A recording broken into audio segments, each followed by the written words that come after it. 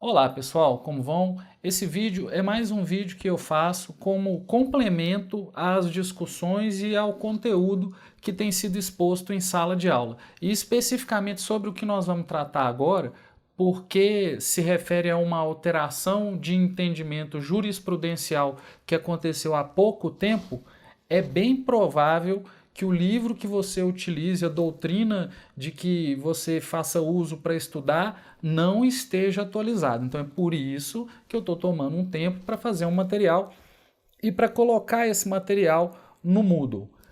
Para quem porventura tenha caído nesse vídeo aqui em razão de sei lá qual motivo que seja e que não seja meu aluno, deixa eu explicar. Esse vídeo aqui é um vídeo em que eu trato de matéria conteúdo programático da disciplina Direito Empresarial 3 ou Direito Comercial 3, títulos de crédito. Então eu vou falar aqui das coisas como se as pessoas que estivessem ouvindo já conhecessem alguns pressupostos para compreender aquilo do que eu estou falando. E basicamente, do que nós vamos falar aqui?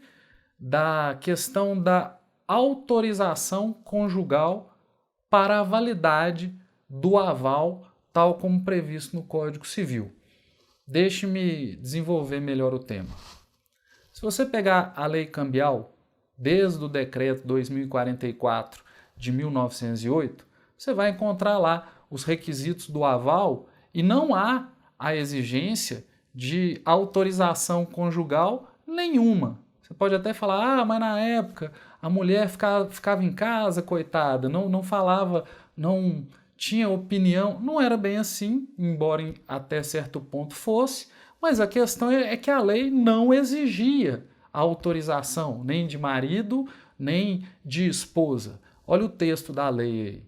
O pagamento de uma letra de câmbio independe do aceite do endosso. Pode ser garantido por aval.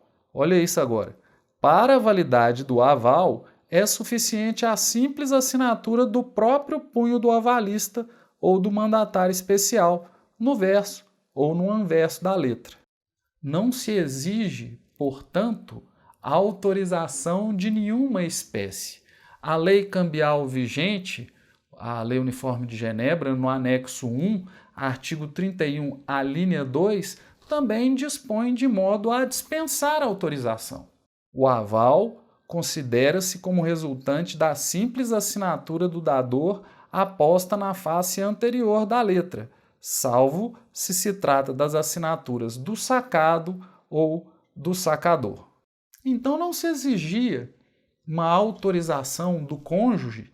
Na época, e você pode ouvir essa expressão ainda, mencionava-se outorga uxoria.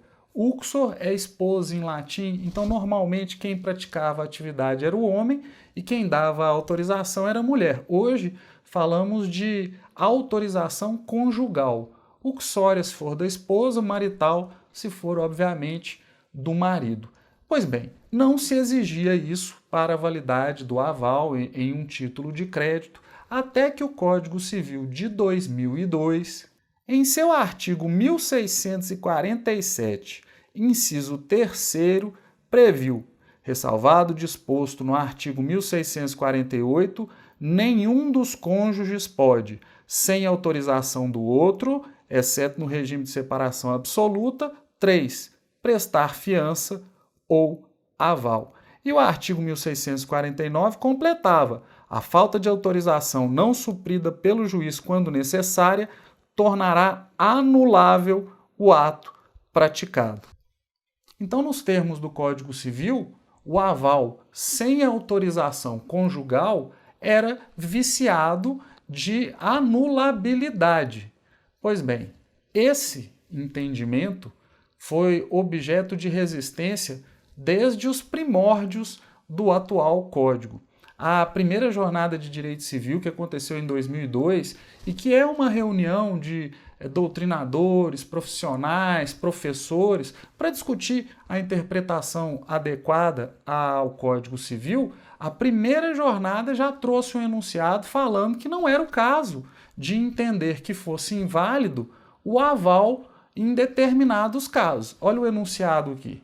O aval não pode ser anulado por falta de vênia conjugal, de modo que o inciso 3º do artigo 1647 apenas caracteriza a inoponibilidade do título ao cônjuge que não assentiu. E talvez você se pergunte, mas um enunciado desse tem força de fonte do direito? Bom, por uma teoria tradicional, não. Isso é só uma opinião do pessoal que se reuniu. Mas, obviamente, já é uma demonstração de resistência da doutrina dos operadores do direito e depois, logicamente, acaba tendo influência nas pessoas que vão estudar o direito, que vão ouvir esses argumentos. Mas, de acordo com a teoria tradicional das fontes, não. O enunciado não tem força de lei.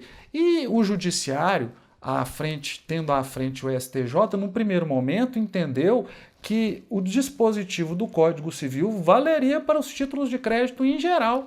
E passou-se a entender no judiciário que o aval sem outorga seria um aval anulável, até que a jurisprudência mudou. E isso é o que justifica esse vídeo aqui. Primeiro a terceira turma do STJ, depois a quarta turma, e hoje o entendimento predominante é o seguinte: o Código Civil tem lá uma previsão no seu artigo 903 que diz o seguinte: salvo disposição diversa em lei especial, regem-se os títulos de crédito pelo disposto neste Código. De modo que as regras do Código Civil aplicáveis aos títulos de crédito só se aplicariam na inexistência de lei especial prevendo algo diverso. Então, se a lei que fala da letra de câmbio, se a lei que fala do cheque, se a lei que fala da duplicata prevê o aval sem a exigência, esta regra do Código Civil não se aplicaria. Mas então, a que se aplicaria esta regra? Aos títulos inominados. Em outras palavras, supostos títulos não previstos em lei. Cláudio, mas o princípio da legalidade. Gente, título de crédito no sentido tradicional tem previsão legal. O Código Civil previu a existência de documentos a que deu o nome de títulos e que a doutrina tem chamado de títulos impróprios, porque não tem aquelas características todas dos títulos de crédito. Nós ainda vamos chegar nesse ponto na matéria. Mas o certo é que hoje o entendimento do STJ é que essa exigência de outorga se aplicaria a esses eventuais títulos impróprios. Então não se aplicaria a cheque, não se aplicaria a letra de câmbio, não se aplicaria a nota promissória, não se aplicaria a duplicata e assim por diante. Títulos de crédito objeto de legislação específica não seriam regidos pelo Código Civil, senão na lacuna, senão de modo subsidiário. E aí, na quarta turma, você tem um recurso especial que saiu com uma ementa que, assim, na minha opinião, consegue concatenar bem a matéria. Vejam só, recurso especial 1.526.560, Minas Gerais. O Código Civil de 2002 estatuiu em seu artigo 1647, inciso 3º, como requisito de validade da fiança e do aval, institutos bastante diversos, em que pese ontologicamente constituam garantias pessoais, o consentimento por parte do cônjuge garantidor. 2. Essa norma exige uma interpretação razoável, sob pena de descaracterização do aval como típico instituto cambiário. 3. A interpretação mais adequada com o referido instituto cambiário, voltando a fomentar a garantia do pagamento dos títulos de crédito, à segurança do comércio jurídico e, assim, ao fomento da circulação de riquezas, é no sentido de limitar a incidência da regra do artigo 1647, inciso 3, do Código Civil Brasileiro, aos avais prestados aos títulos inominados, regrados pelo Código Civil, excluindo-se os títulos nominados, regidos por leis especiais. Então, turminha, a despeito do que você tenha encontrado no seu livro de doutrina em sentido contrário, desde 2017, vejam, a resistência é anterior, mas a decisão da 4ª turma, seguindo decisão anterior da 3ª turma do STJ, é de 2017. Desde então, o entendimento que tem prevalecido é que o aval em títulos de crédito que tenham previsão legal não é inválido e o cônjuge, se prejudicado, pode tomar medidas para proteger a sua meação dos bens conjugais. Mas o ato é válido apesar do disposto no Código Civil.